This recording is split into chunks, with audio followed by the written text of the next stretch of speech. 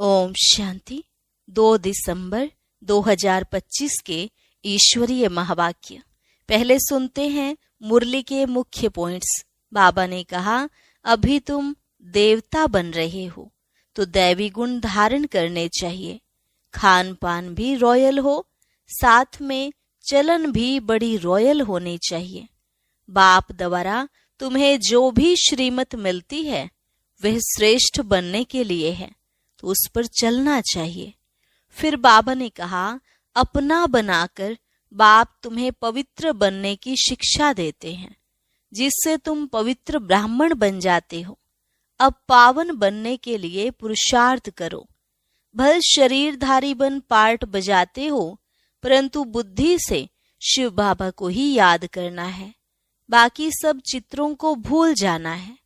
और लास्ट में बाबा ने कहा, तुम जन्म जन्मांतर कहते आए हो ना बाबा, हम तुम्हारे बिगर और किसको भी याद नहीं करेंगे, अपनी देह को भी याद नहीं करेंगे। तो अब बाप बैठ तुम बच्चों को समझाते हैं, मीठे मीठे बच्चों, अपने को आत्मा समझो और बाप को याद करो। बस यही मेहनत है। और अब सुनते हैं महावाक्यों को विस्तार से। मुरली का सार। मीठे बच्चे, तुम्हारा वायदा है कि जब आप आएंगे तो हम वारी जाएंगे। अब बाप आए हैं तुम्हें वायदा याद दिलाने। प्रश्न, किस मुख्य विशेषता के कारण पूज्य सिर्फ देवताओं को ही कह सकते हैं? उत्तर, देवताओं की ही विशेषता है जो कभी किसी को याद नहीं करते, न बाप को याद करते, न किसी के चित्रों को याद करते, इसलिए उन्हें पूज्य कहेंगे। वहां सुख ही सुख रहता है, इसलिए किसी को याद करने की दरकार नहीं। अभी तुम एक बाप की याद से ऐसे पूज्य पावन बने हो जो फिर याद करने की दरकार ही नहीं रहती है। ओम शांति। मीठे मीठे रूहानी बच्चे, अब रूहानी आत्मा तो नहीं कहेंगे, रूह अथवा आत्मा एक ही बात है। रूहानी बच्चों प्रति बाप समझाते हैं, आगे कभी भी आत्माओं को परमपिता परमात्मा ने ज्ञान नहीं दिया है। बाप खुद कहते हैं, मैं एक ही बार कल्प के पुरुषोत्तम संगम युग पर आता हूँ, ऐसे और कोई कह न सके। सारे कल्प में सिवाय संगम युग के बाप खुद कभी आते ही नहीं। बाप संगम पर ही आते हैं जबकि भक्ति पूरी होती है, और बाप फिर बच्चों को बैठ ज्ञान देते हैं। अपने को आत्मा समझ और बाप को याद करो। यह कई बच्चों के लिए बहुत मुश्किल लगता है बहुत सहज, परंतु बुद्धि में ठीक रीति बैठता नहीं है, तो घड़ी घड़ी समझाते रहते हैं, समझाते हुए भी नहीं समझते हैं। स्कूल में टीचर 12 मास पढ़ाते हैं, फिर भी कोई नापास हो पड़ते हैं। यह बेहद का बाप भी रोज बच्चों को पढ़ाते हैं, फिर भी कोई को धारणा होती है, कोई भूल जाते हैं। मुख्य बात तो यही समझाई जाती है कि अपने को आत्मा समझो और बाप को याद करो। बाप ही कहते हैं, मामेकम याद करो, और कोई मनुष्य मात्र कभी कह नहीं सकेंगे। बाप कहते हैं, मैं एक ही बार आता हूँ कल्प के बाद, फिर संगम पर एक ही बार तुम बच्चों को ही समझाता हूँ। तुम ही यह ज्ञान प्राप्त करते हो, दूसरा कोई लेते ही नहीं। प्रजापिता ब्रह्मा के तुम मुख वंशावली ब्राह्मण इस ज्ञान को समझते हो, जानते हो। कल्प पहले भी बाप ने इस संगम पर यह ज्ञान सुनाया था। तुम ब्राह्मणों का ही पार्ट है, इन वर्णों में भी फिरना तो जरूर है, और धर्म वाले इन वर्णों में आते ही नहीं, भारतवासी ही इन वर्णों में आते हैं। ब्राह्मण भी भारतवासी ही बनते हैं, इसलिए बाप को भारत में आना पड़ता है। तुम हो प्रजापिता ब्रह्मा के मुख वंशावली ब्राह्मण। ब्राह्मणों के बाद फिर हैं देवताएं और क्षत्रिय। क्षत्रिय कोई बनते नहीं हैं, तुमको तो ब्राह्मण बनाते हैं, फिर तुम देवता बनते हो। वही फिर धीरे धीरे कला कम होती है तो उनको क्षत्रिय कहते हैं। क्षत्रिय ऑटोमेटिकली बनना है। बाप तो आकर ब्राह्मण बनाते हैं, फिर ब्राह्मण से देवता, फिर वही क्षत्रिय बनते हैं। तीनों धर्म एक ही बाप अभिस्थापन करते हैं। ऐसे नहीं कि सतयुग त्रेता में फिर आते हैं। मनुष्य न समझने के कारण कह देते सतयुग त्रेता में भी आते हैं। बाप कहते हैं मैं युगे युगे आता नहीं हूँ, मैं आता ही हूँ एक बार कल्प के संगम पर। तुमको मैं ही ब्राह्मण बनाता हूँ प्रजापिता ब्रह्मा द्वारा। मैं तो परम धाम से आता हूँ। अच्छा, ब्रह्मा कहाँ से आता है? ब्रह्मा तो 84 जन्म लेते हैं, मैं नहीं लेता हूँ। ब्रह्मा सरस्वती जो ही विष्णु के 2 रूप लक्ष्मी नारायण बनते हैं, वही 84 जन्म लेते हैं। फिर उनके बहुत जन्मों के अंत में प्रवेश कर इनको ब्रह्मा बनाता हूँ। इनका नाम ब्रह्मा मैं रखता हूँ। यह कोई इनका नाम अपना नहीं है। बच्चे का जन्म होता है तो छठी करते हैं, जन्मदिन मनाते हैं। इनकी जन्म पत्री का नाम तो लेखराज था, वह तो छोटेपन का था। अभी नाम बदला है, जबकि इनमें बाप ने प्रवेश किया है संगम पर। सो भी नाम बदलते तब हैं जबकि यह वानप्रस्थ अवस्था में है। वह सन्यासी तो घर बार छोड़ चले जाते हैं, तब वो नाम बदलता है। यह तो घर में ही रहते हैं। इनका नाम ब्रह्मा रखा क्योंकि ब्राह्मण चाहिए ना। तुमको अपना बनाकर पवित्र ब्राह्मण बनाते हैं। पवित्र बनाया जाता है। ऐसे नहीं कि तुम जन्म से ही पवित्र हो। तुमको पवित्र बनने की शिक्षा मिलती है। कैसे पवित्र बने, वो है मुख्य बात। तुम जानते हो भक्ति मार्ग में पूज्य एक भी हो नहीं सकता। मनुष्य गुरुओं आदि को माथा टेकते हैं क्योंकि घर बार छोड़ पवित्र बनते हैं। बाकी उनको पूज्य नहीं कहेंगे। पूज्य वह जो किसको भी याद न करे। सन्यासी लोग ब्रह्म तत्व को याद करते हैं ना, प्रार्थना करते हैं। सतयुग में कोई को भी याद नहीं करते। अब बाप कहते हैं तुमको याद करना है एक को, वह तो है भक्ति। तुम्हारी आत्मा भी गुप्त है। आत्मा को यथार्थ रीति कोई जानते नहीं। सतयुग त्रेता में भी शरीरधारी अपने नाम से पार्ट बजाते हैं। नाम बिगर तो पार्टधारी हो न सके। कहाँ भी हो शरीर पर नाम जरूर पड़ता है। नाम बिगर पार्ट कैसे बजाएंगे? तो बाप ने समझाया है, भक्ति मार्ग में गाते हैं, आप आएंगे तो हम आपको ही अपना बनाएंगे, दूसरा ना कोई। हम आपका ही बनेंगे, यह आत्मा कहती है। भक्ति मार्ग में जो भी देहधारी हैं, जिनके नाम रखे जाते हैं, उनको हम नहीं पूजेंगे। जब आप आएंगे तो आप पर ही कुर्बान जाएंगे। कब आएंगे यह भी नहीं जानते। अनेक देहधारियों की, नामधारियों की पूजा करते रहते हैं। जब आधा कल्प भक्ति पूरी होती है तब बाप आते हैं। कहते हैं तुम जन्म जन्मांतर कहते आए हो, हम तुम्हारे बिगर किसको भी याद नहीं करेंगे, अपनी देह को भी याद नहीं करेंगे। परंतु मुझे जानते ही नहीं हैं तो याद कैसे करेंगे? अब बाप बच्चों को बैठ समझाते हैं, मीठे मीठे बच्चों, अपने को आत्मा समझो और बाप को याद करो। बाप ही पतित पावन है। उनको याद करने से तुम पावन सतो प्रधान बन जाएंगे। सतयुग त्रेता में भक्ति होती नहीं। तुम कोई को भी याद नहीं करते, न बाप को न चित्रों को। वहां तो सुख ही सुख रहता है।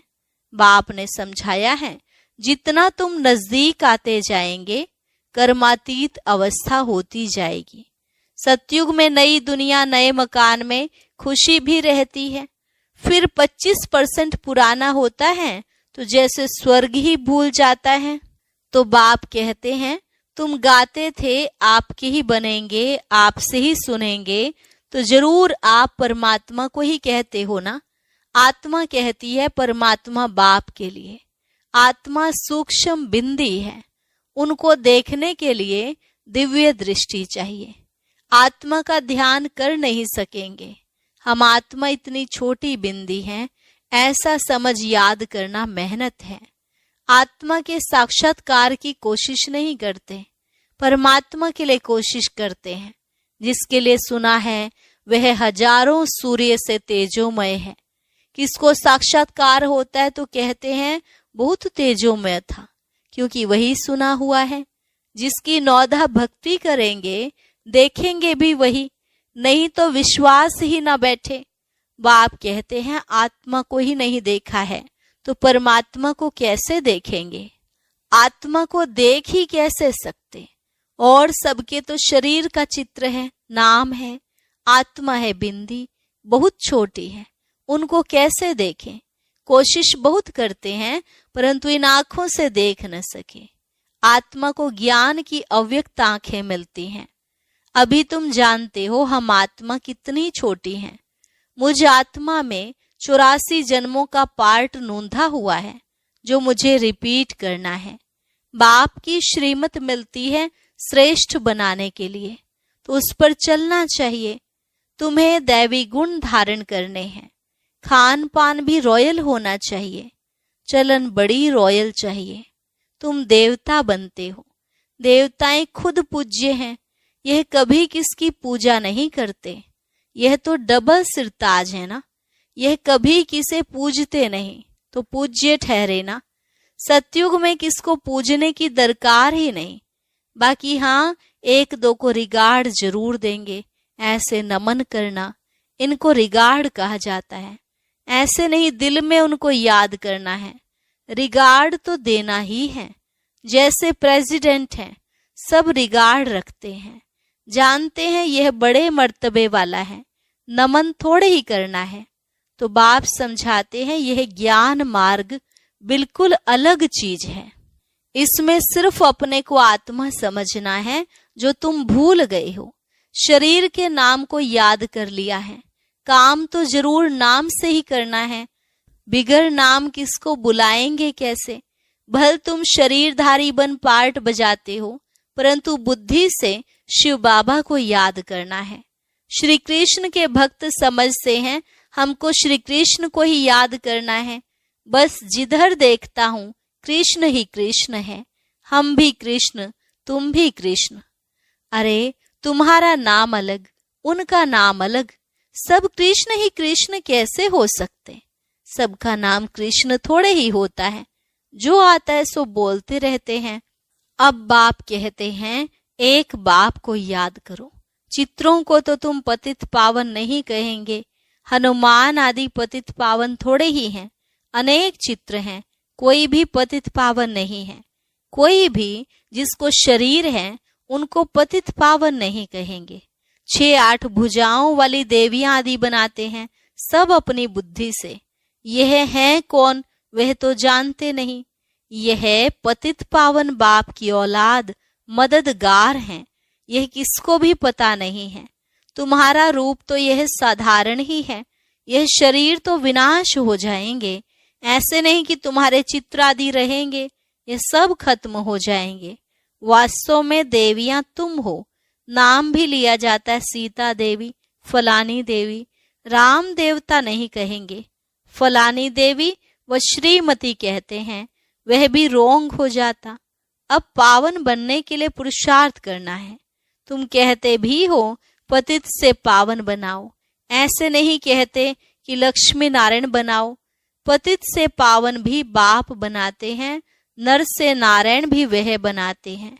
वो लोग पतित पावन निराकार को कहते हैं, और सत्य नारायण की कथा सुनाने वाले फिर और दिखाए हैं। ऐसे तो कहते नहीं बाबा सत्य नारायण की कथा सुनाकर अमर बनाओ, नर से नारायण बनाओ। सिर्फ कहते हैं आकर पावन बनाओ। बाबा ही सत्य नारायण की कथा सुनाकर पावन बनाते हैं। तुम फिर औरों को सत्य कथा सुनाते हो, और कोई जान न सके, तुम ही जानते हो। भल तुम्हारे घर में मित्र संबंधी भाई आदि हैं, परंतु वह भी नहीं समझते। अच्छा, मीठे मीठे सिकिलधे बच्चों प्रति माता पिता बाप दादा का याद प्यार और गुड मॉर्निंग। रूहानी बाप की रूहानी बच्चों को नमस्ते। रूहानी बच्चों की रूहानी बाप दादा को नमस्ते नमस्ते, गुड मॉर्निंग, शुक्रिया बाबा, शुक्रिया। धारणा के लिए मुख्य सार, स्वयं को श्रेष्ठ बनाने के लिए बाप की जो श्रीमत मिलती है उस पर चलना है। दैवी गुण धारण करने हैं। खान पान चलन सब रॉयल रखना है। एक दो को याद नहीं करना है, लेकिन रिगार्ड जरूर देना है। पावन बनने का पुरुषार्थ करना और कराना है। वरदान, नीरस वातावरण में खुशी की झलक का अनुभव कराने वाले एवर हैप्पी भव। नीरस वातावरण में खुशी की झलक का अनुभव कराने वाले एवर हैप्पी भव।